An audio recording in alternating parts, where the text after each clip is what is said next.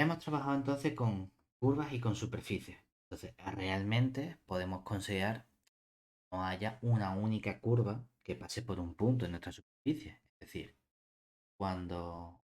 si consideramos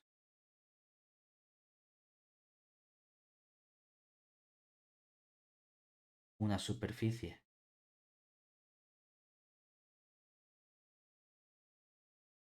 M contenido en R3 y un punto P de nuestra superficie M, es posible que existan multitud de curvas C contenidas en M que pasen por dicho punto P.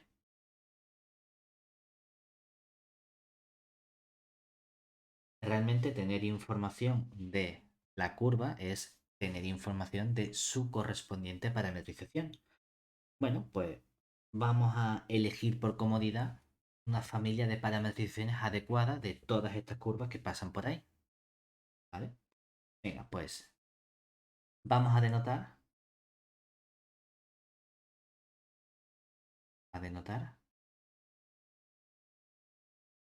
mediante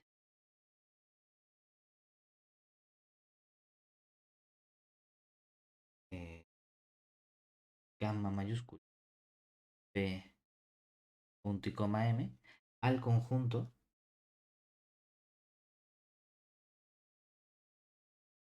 de todas las parametrizaciones,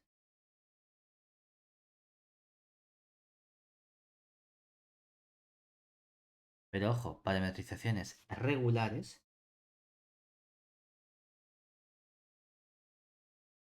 alfa que vayan en un intervalo i R3, tales que por comodidad, realmente vamos a poner tres cosas. Las condiciones son que nuestra curva alfa de i sea una curva C, que sea curva en M. Claro, queremos una curva dentro de nuestra superficie M que además pase por ese punto. Que pase por el punto, ¿qué significa? Que el punto es imagen de alguien, ¿verdad?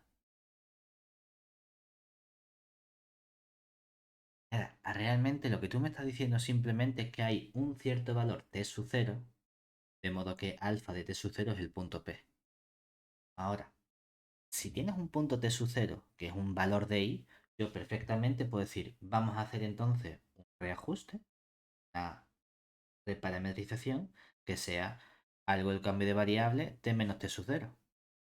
Y si t sub 0 era el punto donde alfa tomaba el valor P, si hago t menos t sub 0, pues en lugar de tener que poner el t con el subíndice, t sub 0 menos t sub 0 valdría 0. Ah, pues ha dado otra parametrización que obviamente la composición sigue siendo regular porque al componer con t menos t sub 0 la derivada vale 1, no hemos cambiado la orientación ni nada, y lo que conseguimos justamente es que el 0 sea un valor de nuestro intervalo y entonces alfa de 0 pasa por el punto P, o es justamente nuestro punto P. ¿Que no te gusta por lo que sea? Pues pones t sub 0 un punto de tu intervalo y alfa de t sub 0 es el punto P. Pero que tampoco pasa nada por imponer que sea justamente el valor 0 donde eso ocurra. Entonces aquí lo que tenemos realmente es el conjunto de todas estas curvas que pasan por el punto P, pero que están contenidas en M. ¿Vale? ¿Qué vamos a hacer? Vamos a construirnos el plano tangente. Entonces, tenemos que tener un poquito de cuidado porque vamos a tener un concepto vectorial o afín donde no hay un posible abuso de notación con los elementos con los que trabajamos. Pero bueno, salvo ese posible abuso de notación, no pasa nada. Entonces, ¿qué vamos a hacer ahora? Para nuestro concepto, ¿bien? Tenemos lo siguiente. Por un lado, sea, bueno, dada M contenida en R3, que sea superficie, y un punto P perteneciente a M, define el plano tangente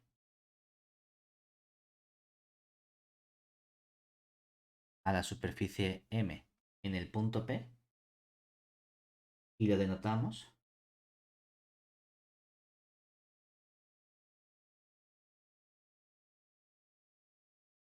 mediante T de tangente. Vamos a poner el punto P como subíndice y vamos a poner M para hacer referencia a la superficie. ¿Vale? Como el plano vectorial, vamos a poner de momento como conjunto simplemente, como el conjunto vectorial,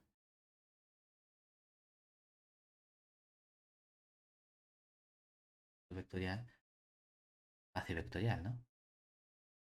Ahora, y así, como el espacio vectorial compuesto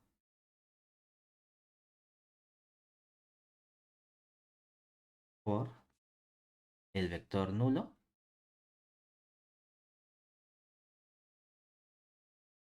compuesto por TPM, va a estar formado por al vector 0, le vamos a añadir el que justamente todas las combinaciones, todos los vectores de la forma alfa prima de 0, tales que alfa, ¿quién tiene que ser? Alfa es una parametrización de una curva gamma mayúscula del punto P, punto y coma, M. ¿De acuerdo? Y vamos a poner.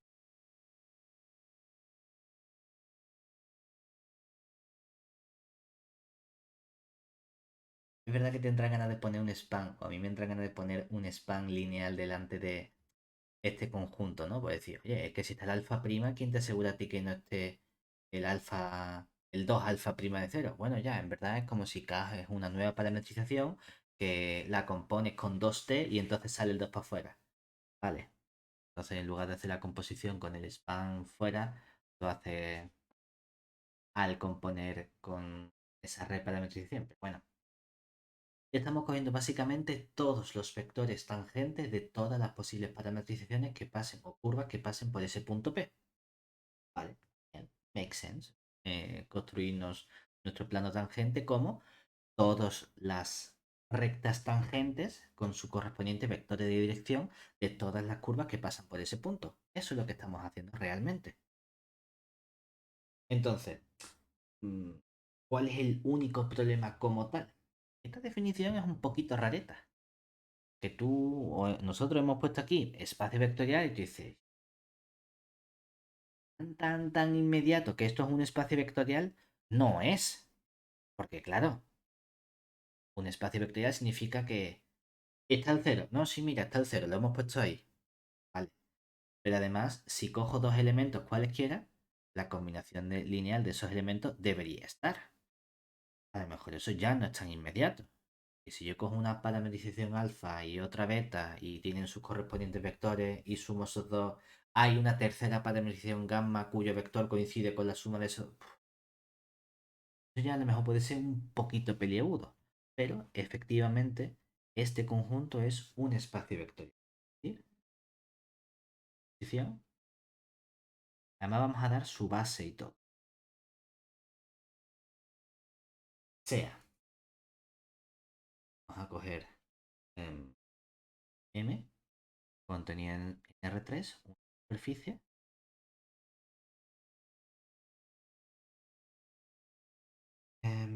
Y vamos a coger C, que va a estar formada por un abierto U, un una aplicación phi y un abierto A, carta DM con un punto P perteneciente a M que queremos que esté justamente en el trocito de esta carta, es decir, con P que esté en A intersección con M. ¿Vale? Entonces, sea como este punto está aquí, podemos llevárnoslo a R2 como haciendo phi a la menos 1 del punto P. Esto vamos a llamarlo, como es un elemento del U, podemos llamarlo U sub 0, V sub 0, o que está en este abierto U, ¿verdad? Que es un subconjunto de R2. Venga, pues entonces podemos expresar nuestro plano tangente de un modo muy concreto. El plano tangente en el punto P a la superficie M es justamente un span, el span lineal formado por ¿qué dos vectores? La aplicación phi es justamente la que nos garantiza esos vectores linealmente dependientes. Vamos a coger la parcial de phi, vector de u, y vamos a evaluar en un punto u sub 0, v sub 0. Y vamos a coger la parcial de phi respecto del v en el u sub 0, v sub 0.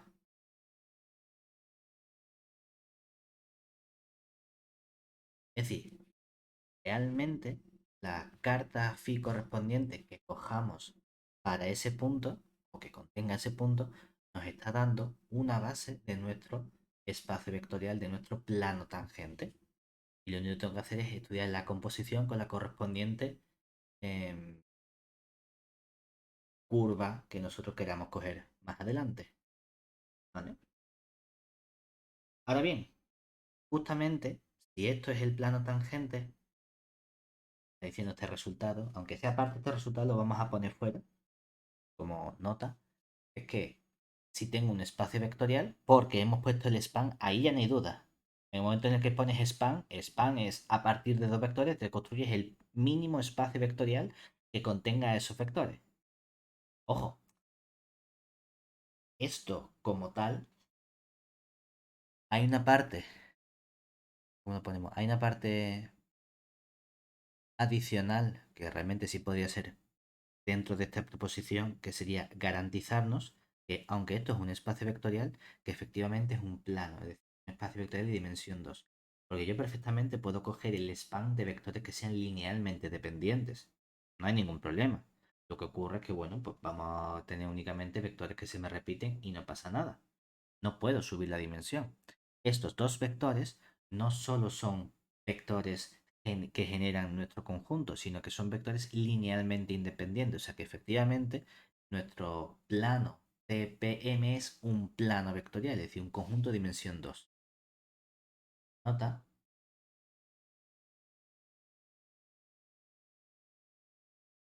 en las condiciones anteriores,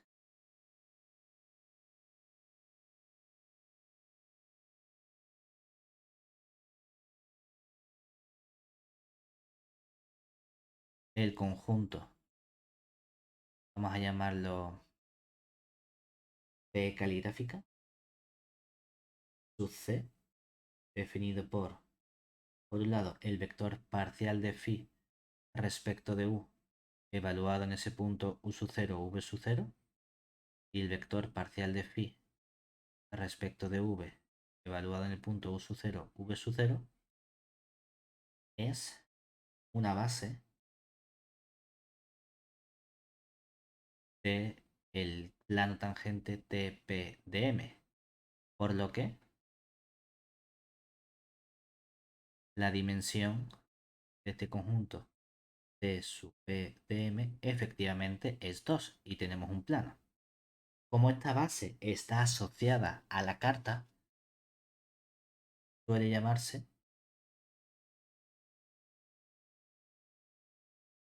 base canónica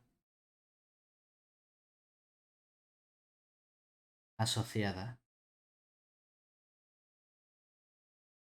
a la carta C.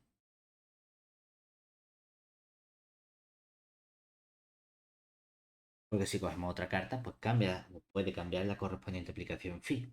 Además, la aplicación diferencial,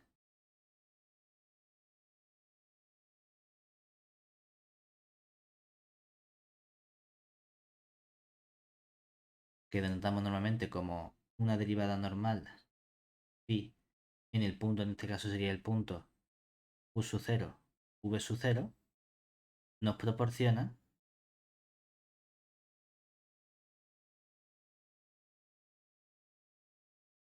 un isomorfismo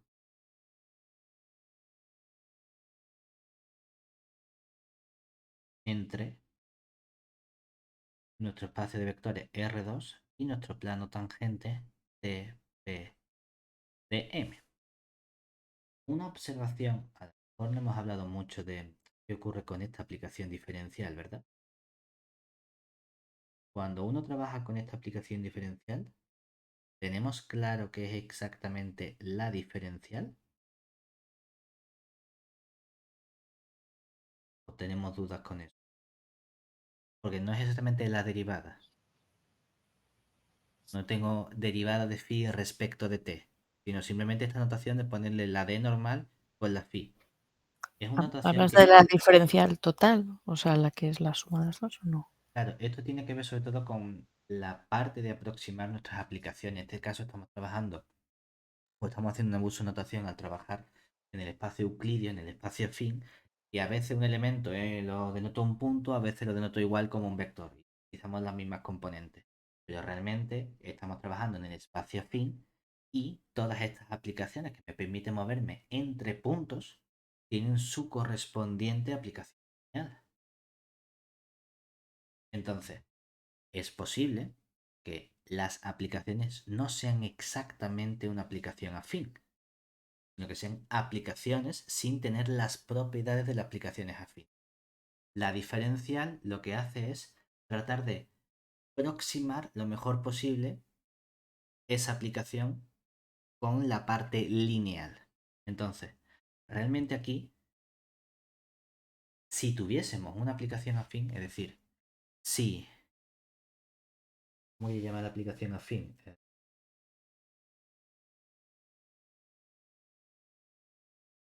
¿F o le quieres poner otro? Si F fuese una aplicación afín,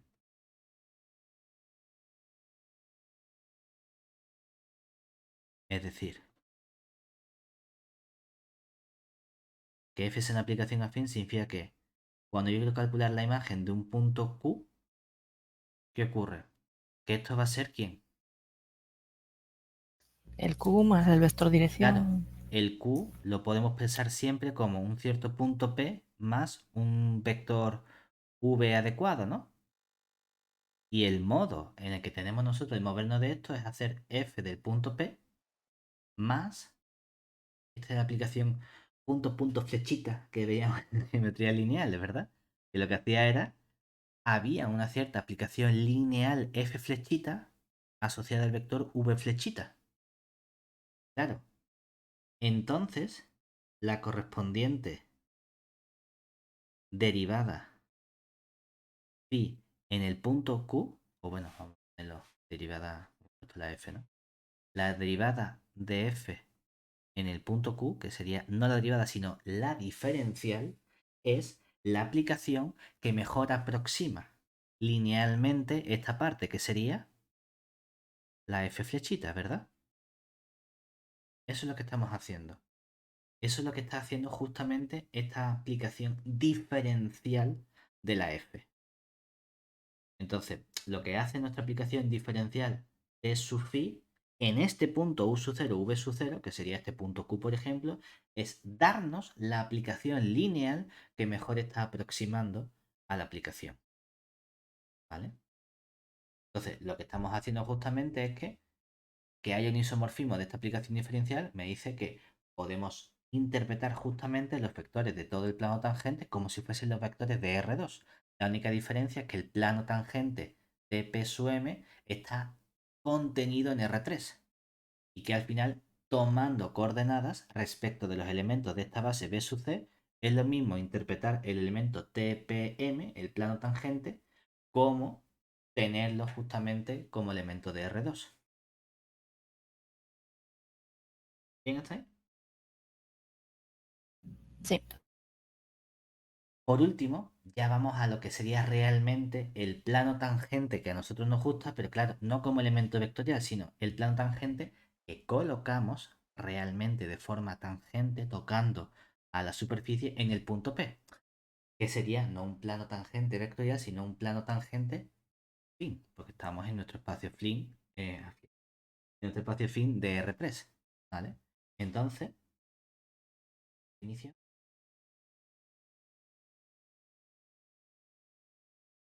Muchas veces vamos a hacer un abuso de notación y vamos a hablar de plano tangente y nos va a dar igual hablar del vectorial que el de la fin porque, y bueno, el punto más el plano o el plano simplemente. Dada M contenida en R3, que sea una superficie, y un punto P perteneciente a M, se define el plano tangente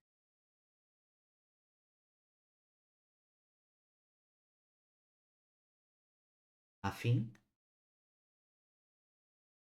a M en el punto P como el conjunto.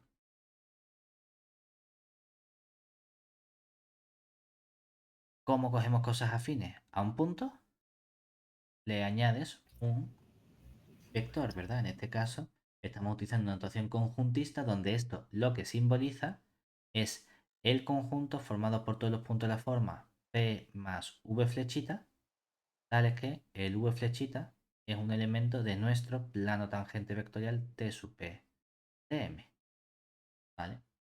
Claro, geométricamente el que estamos situando sobre el conjunto, sobre nuestra superficie en ese punto correspondiente es el plano afín, de siempre.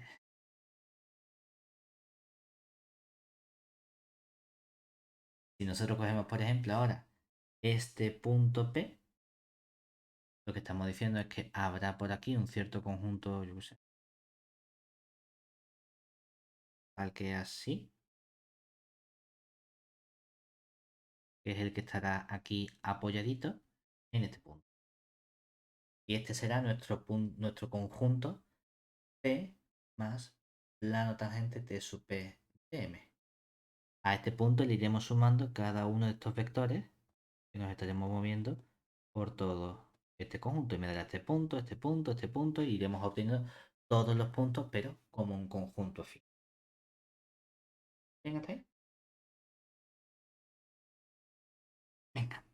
Igual que tenemos plano tangente, uno diría, oye, es que el plano tangente, ¿qué es lo que tiene geométricamente que lo caracterice? Un vector, ¿verdad?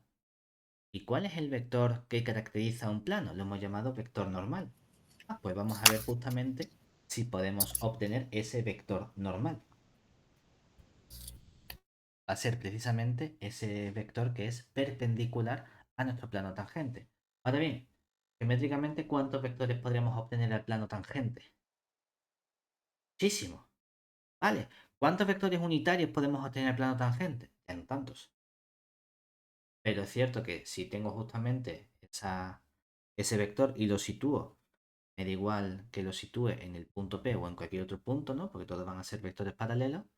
Tú dirías, ¿para arriba o para abajo? Tenemos esencialmente dos posibles opciones.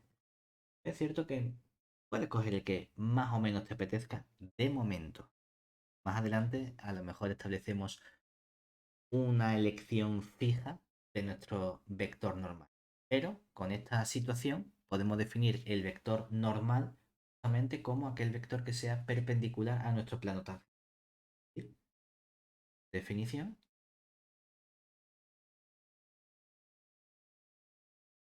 sea M contenido en R3 superficie y P un punto de esa superficie. Entonces, definimos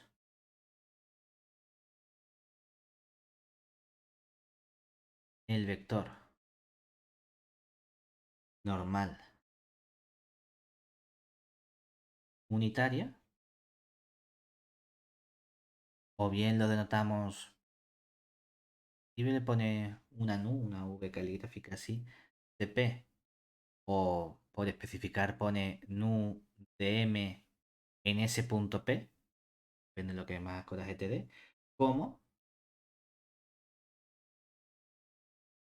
cualquier vector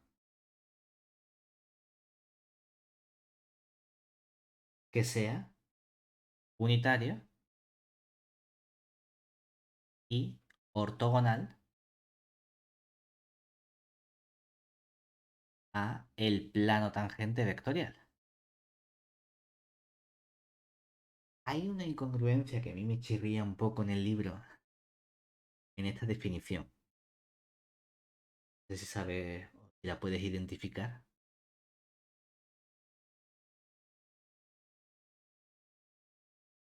Y es que hable de el vector normal unitario y no de un vector normal unitario, cuando luego me dice, no, te vale cualquier vector. Entonces, aunque si me vale cualquiera, no es él, ¿no?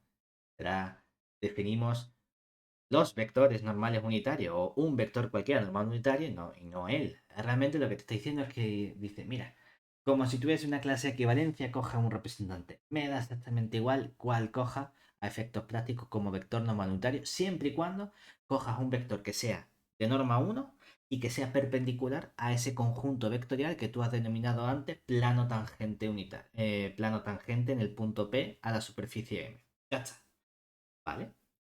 Ahora bien, esencialmente, ¿de qué dos formas hemos sido capaces de estudiar superficies? Pues en implícitas o O no me apelo acuerdo. con O a el pelo, sí. Atlas, que sería con las cartas, ¿verdad? Dice, oye, justamente nosotros hemos dicho que si quiero trabajar con superficie, puedes trabajar con superficie teniendo información de las cartas que conforman el correspondiente Atlas o puedes hacerlo en implícita. ¿Vale? Pues a lo mejor, como tengo dos formas de interpretar de trabajar con mi superficie, vamos a tener también dos formas de interpretar de trabajar con estos vectores normales unitarios. Oye, pues justamente eso es lo que va a ocurrir. Es decir, em, ahora hemos visto esencialmente que podemos trabajar con una superficie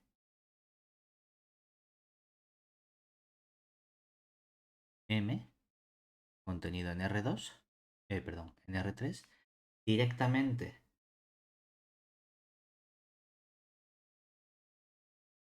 a partir de las cartas, pues, las cartas que constituyen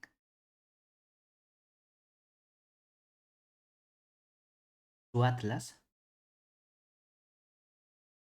o mediante implícitas. Pues vamos a ver que también tenemos dos formas entonces, dependiendo si utilizas la información de las cartas o utilizas la formación de implícita, que sería de esa función de clase T infinito, también para construirnos nuestros vectores normales unitarios. Venga, pues entonces, por un lado,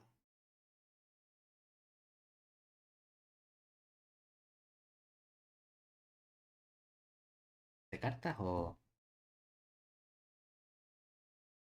Está bien. las superficies, superficies con cartas, eh, ¿cómo llamarlo? Superficies de forma directa, superficies con cartas.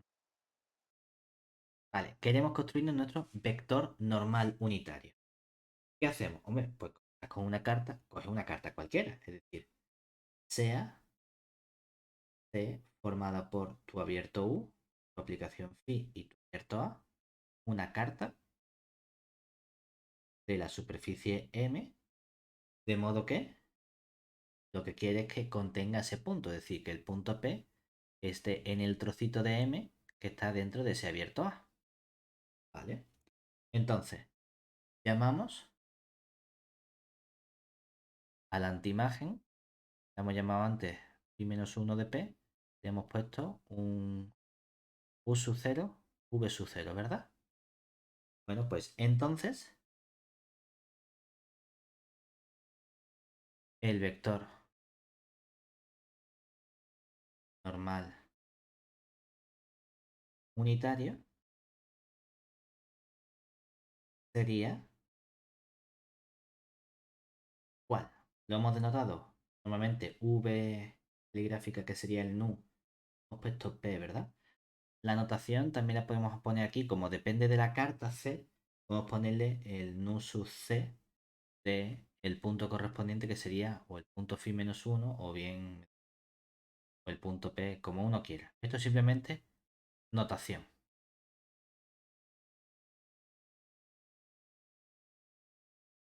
La pregunta es, ¿cuál sería ese vector? Estoy seguro de que lo sabes.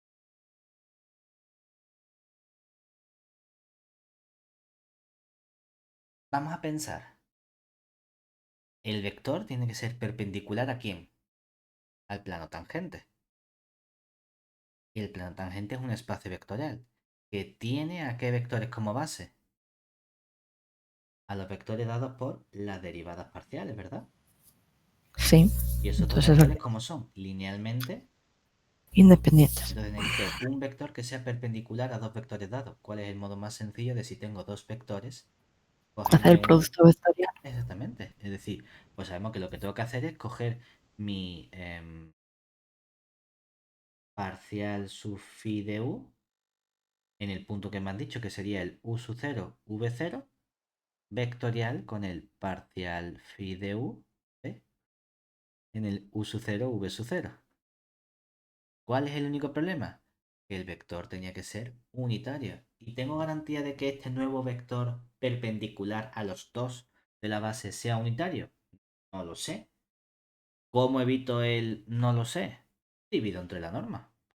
Pues sabemos que tenemos que dividir todo esto entre la norma de este vector, que sería la norma del parcial phi respecto de u en el punto u sub 0, v sub 0, vectorial con el parcial phi de v en el punto u sub 0, v sub 0. Pues sí, tiene todo el sentido del mundo, ¿verdad? ¿Cuál es la otra opción? Trabajar con una superficie en implícitas, ¿verdad? ¿Y eso qué significaba? Que teníamos algo que caracterizaba la superficie que ya no era la carta. ¿Qué era lo que caracterizaba la superficie?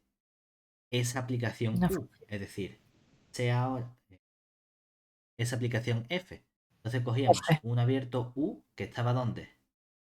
En R2 con F que va de nuestro U, perdón, R3, R2 cuando tenemos la carta, con F que iba del abierto U de R3 en R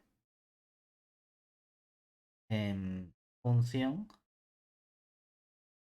de clase C infinito, es decir, F pertenecía a C infinito del abierto U. ¿Qué más sabíamos? Que podíamos expresar el qué. Teníamos un valor C perteneciente a R. Era un valor que cumplía.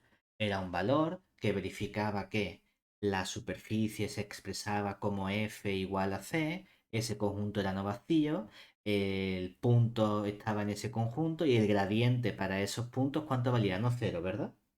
Y toda esa frase lo podíamos resumir diciendo que C era un valor regular de F. Para lo único para lo que sirve la definición de valor regular es para no tener que escribir toda esa información sobre tu superficie M. Más cortito, ¿de acuerdo? Y entonces, ¿qué ocurría? Que quiero saber cuál es nuestro vector perpendicular o vector normal unitario. ¿Vale? Pues entonces, el vector normal unitario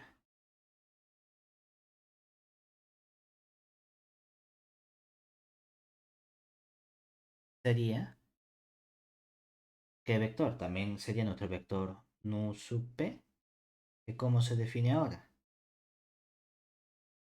Seguro que también lo sabe, ¿verdad? Porque de funciones de varias variables, cuando tenía una superficie que estaba dada a la aplicación o imagen de una aplicación, había un vector que sabíamos que siempre era perpendicular a la superficie en ese punto, que era el vector gradiente evaluado en el punto correspondiente. Entonces, realmente lo único que tengo que hacer es, mira, lo más sencillo es cógete el vector gradiente de esta aplicación f en el punto P. ¿Tengo garantía de que este vector gradiente sea unitario? Yo qué sé. Como no tengo garantía, hacemos lo mismo que antes. Y lo mismo de antes, vamos a normalizar ese vector y dividimos aquí entre la norma del vector gradiente en ese punto P. Y de simple es construirnos nuestros correspondientes vectores normales dependiendo de si estamos trabajando con nuestra superficie directamente con la definición, con la información que nos dan las cartas del Atlas, o con la superficie implícita cuando lo que tenemos es esa aplicación F que nos permite comprobar que efectivamente nuestro conjunto es una superficie. Bueno, pues estos vectores normales unitarios van a ser precisamente los que nos permitan a nosotros introducir un nuevo concepto que es la orientabilidad de nuestra superficie, que es un poquito diferente al concepto que teníamos de orientabilidad en las curvas, ¿vale?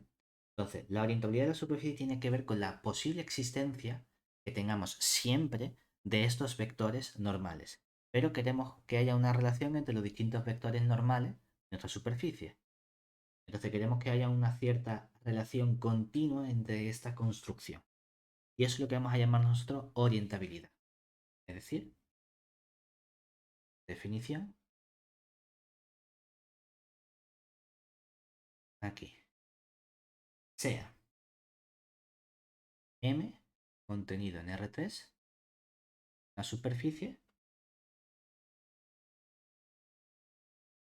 Entonces diremos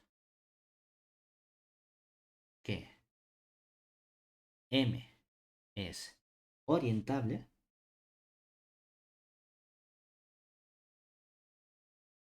si existe una aplicación, vamos a llamar nu su M, que va del conjunto M, está contenido en R3, en también el conjunto de R3.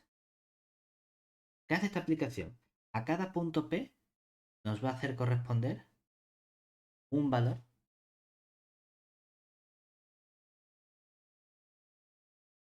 que va a ser el nu su M de P, tal que la norma de este nu su M de P es igual a 1 para todo P perteneciente a M y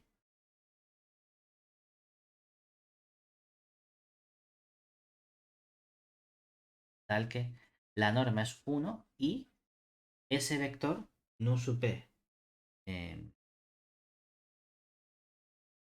de M es un vector normal a M en P para todo P perteneciente a nuestra superficie M. ¿Vale? Claro, ¿qué le tengo que pedir a esta aplicación? Si simplemente le pido esto, no estoy estableciendo ese buen comportamiento de la aplicación. Entonces, queremos que esta aplicación sea una aplicación continua. Es decir, queremos que esta aplicación, sea esto, con V sub M continua. y continua como aplicación, ¿vale? Entonces, normalmente, en las condiciones anteriores,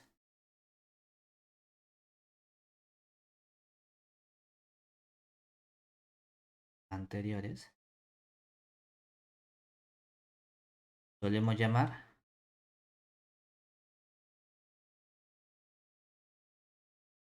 por un lado, campo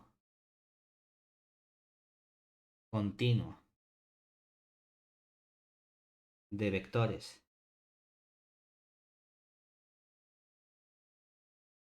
vector, estaba pensando ya en otra palabra, de vectores normales unitarios,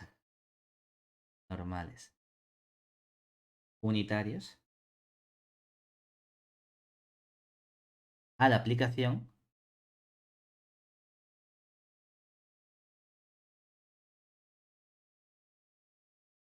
¿A qué aplicación crees que vamos a llamar campo continuo de vectores normales unitarios? A la aplicación que me devuelve un vector normal unitario y que es continuo, es decir, a la aplicación nu No. m. El que le hayamos puesto la palabra campo, esta es una pijería de física y barra ingeniería, de que a las aplicaciones de varias variables lo llamamos. Pero bueno, pues, es una aplicación continua, pero bueno, es algo más físico. Hemos dejado un hueco porque también se le suele poner otro nombre a esta aplicación. En lugar de llamarlo campo continuo de vectores normales unitarios, se llama algo más cortito. Ese algo más cortito se le llama orientación de la superficie M. Mm. O sea que la orientación de la aplicación de la superficie es la existencia de esta aplicación. ¿Vale? Entonces, cuando podamos encontrar esa aplicación, lo que estamos diciendo es que la superficie es orientable y realmente la orientación como tal o la superficie orientada es la formada por la superficie y su correspondiente orientación, es decir, el par M con esta aplicación NUSU M se llama superficie orientada.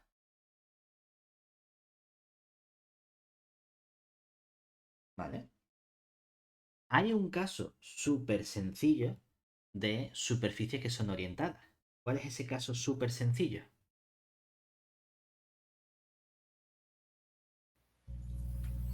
¿Nota? Si la superficie M contenida en R3 posee un atlas unitario, entonces M es orientable. ¿Por qué? Porque ¿quién es la aplicación correspondiente? La aplicación es la que a cada punto le asocia el vector. Pero el vector es únicamente ese producto vectorial de esos dos elementos, ¿verdad? Y tenemos entonces una aplicación que tiene que ver con quién. Con la parcial de phi, o sea, la parcial de phi respecto de u, la parcial de phi respecto de v. Son aplicaciones diferenciables, en particular son aplicaciones continuas. El correspondiente producto vectorial está compuesto todo el rato por aplicaciones continuas y dividimos entre la norma que me da una aplicación continua. Entonces, tenemos una composición de aplicaciones continuas. Por lo tanto, efectivamente, el único vector normal que tenemos como tal es una aplicación continua. ¿Vale? Entonces, el caso sencillo de un único atlas unitario es que solo tienes una carta. No tienes problema de que vayas a enganchar las cartas de distintas formas porque a lo mejor solapen en el punto y resulta que si me acerco con una carta, los vectores tienen un aspecto, si me acerco con otra carta, los vectores tienen otro aspecto y resulta que no hay continuidad a la hora de llegar a ese punto común. ¿Vale? Ejemplos sencillos de aplicaciones que sí sean orientables. O dame un ejemplo de una que sí es orientable y otro de que no sea orientable. Hombre, el ano orientable lo sé porque es el ejemplo que dan siempre la banda esa de Mobius. De Que Moebius, se ¿verdad? gira. Claro, Sí. precisamente, por ejemplo, el ejemplo más sencillo de entender visualmente, ¿eh? De superficie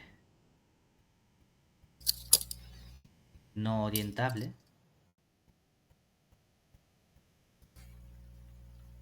es la banda de Moebius,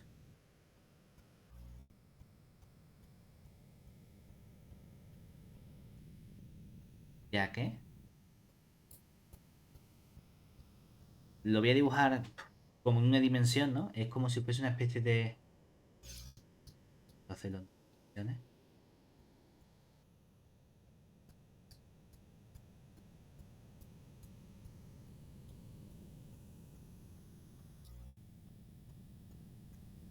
Buah,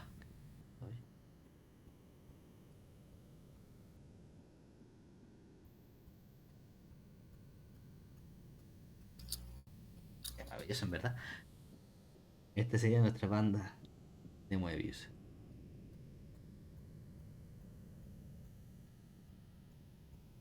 Claro, fíjate, tú imagínate que empiezas a recorrer en un punto, ¿vale? Y dices, voy a coger este punto de aquí, ¿verdad? Digo, venga, cojo mi vector normal. Mi otro vector normal, v sub m en este punto P, ¿verdad? Y tú ahora coges todo esto y te vas recorriendo. Vas recorriendo por aquí los vectores, vas recorriendo por aquí los vectores, vas recorriendo por aquí los vectores. Claro, ¿qué ocurre? Conforme vamos moviéndonos, ¿verdad? Esto empieza para acá, esto empieza a ponerse cada vez, ¿vale? De esta forma, ¿verdad? ¿Y aquí qué ocurre? Tenemos un vector que hacia dónde apunta. Eh, Abajo, ¿verdad? Cuando nos acercamos y damos esa especie de vuelta, resulta que el vector normal se pone boca abajo. Punto, ¿cómo voy a tener continuidad si acercándome, haciendo un límite por un lado, el vector normal va hacia arriba y haciéndome el límite por otro lado, el vector normal apunta hacia abajo? Ahí tenemos un problema con los vectores normales, lo que implica que orientabilidad nanay. Entonces, este es el ejemplo más sencillo. Ahora bien, ya que este ejemplo es un poquito complejo analíticamente, la pregunta sería, por un lado, todo o toda superficie que tenga un atlas unitario es orientable. Si el atlas no es unitario, entonces hay que estudiarlo tranquilamente. ¿Y qué ocurre justamente con la otra forma de estudiar una superficie, que sería em, mediante implícita? Esencialmente es como si tuvieses una especie de una única carta. No es exactamente la carta de Monch, porque a lo mejor nos hacen falta más cosas, pero tener esa existencia de esa aplicación era suficiente como para hablar de una cierta buena propiedad de nuestra superficie. Entonces, ¿podemos trasladar eso en la orientabilidad? Efectivamente. Es decir, atlas unitario, superficie orientable, tenemos superficies que no son orientables, pero si justamente trabajamos con cosas que estén en coordenadas implícitas o en ecuaciones implícitas, entonces siempre vamos a tener garantizada la orientabilidad. Posición, aquí, sea M en R3 superficie, o bueno, vamos a poner realmente con la otra notación que sería, vamos a coger nuestro abierto U tenido en R3, aplicación F, que va del U contenido en R3 a R, función con la F aplicación de clase de infinito sobre U, T perteneciente a R va a ser un valor regular de nuestra aplicación F, y vamos a coger nuestra superficie M, que está dada por quién? Por los puntos X y Z del abierto U, tales que f de X y Z es igual a ese conjunto C. Si nuestra superficie la podemos expresar de este modo, entonces esta superficie es una superficie orientable. Además,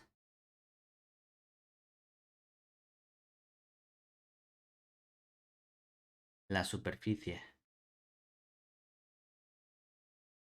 orientada está compuesta